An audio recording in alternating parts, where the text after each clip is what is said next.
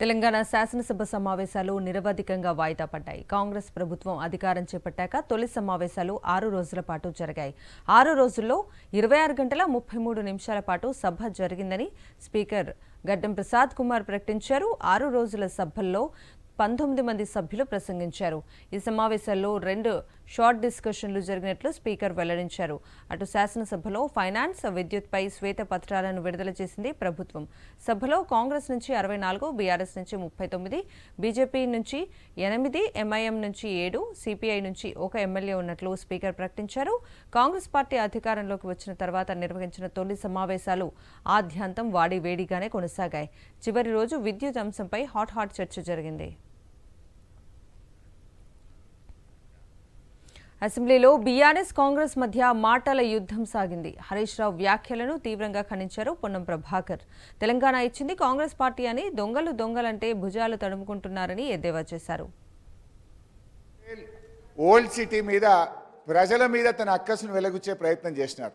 సిద్దిపేటలో కాంగ్రెస్ పార్టీ గెలవలేదనో, గజ్వేల్లో కాంగ్రెస్ గెలవలేదనో, ఒక్క నిమిషం, ఓల్డ్ సిటీలో గెలవలేదని ఆయన ఏమన్నారంటే బిల్లులు అక్కడ ప్రజలు కట్టలేదు అని అన్నారు. ఇది వాస్తవం కాదు.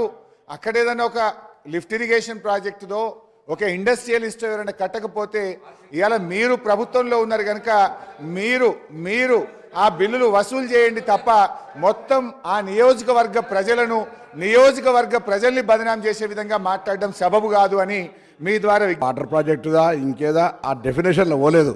అక్కడి నుంచి బకాయిలు రావాల్సి ఉండే, వారు గౌరవ సమర్థవంతమైన శాసనసభ్యులు బిల్లు కట్టేయాల్సి ఉండే అన్నారు తప్ప దానికి మీరు అంతలో దొంగ అంటే భుజాలు జరుపుకునే అవసరం. తర్వాత సంబంధం చెప్తారు తెలంగాణ కాంగ్రెస్ చేయకపోతే వాళ్ళు తెచ్చింది అధ్యక్ష. ఇలా తెలంగాణ తెస్తే మీరు 10 సంవత్సరాలు మంత్రులు, దయచేసి ఆ విషయం మర్చిపోవద్దు. ఇలా తెలంగాణ తేకపోతే తెలంగాణ పార్లమెంట్ ఆర్టికల్ 3 ఇవాళ మీ పార్లమెంట్ సభ్యులు కేశవరావు గారు కానీ కాంగ్రెస్ పార్లమెంట్ సభ్యులు లేకపోతే తెలంగాణ ఎక్కడ అధ్యక్ష? ఇలా వీళ్ళు మాట్లాడతారు. ఆనాటి నాయకత్వం ఒకేనని చెప్తాను, అన్పార్లమెంట్ అయితే తెలుగుతాం కానీ వీడికే ఏం రాకుండా పోయినా కూడా పార్లమెంట్లో తెలంగాణ బిల్ పాస్ అయిపోతే రాకపోతుంది అధ్యక్ష.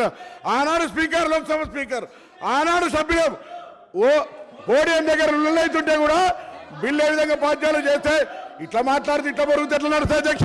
నేను అడుగుతా ఉన్నా, ఇలా బరాబరుగా కాంగ్రెస్ పార్టీ సోనియా గాంధీ గారి నాయకత్వంలో ఈ హౌస్ లో వాళ్ళ నాయకుడు చెప్పిండు సోనియా గాంధీ లేకపోతే తెలంగాణ వచ్చేది కాదు.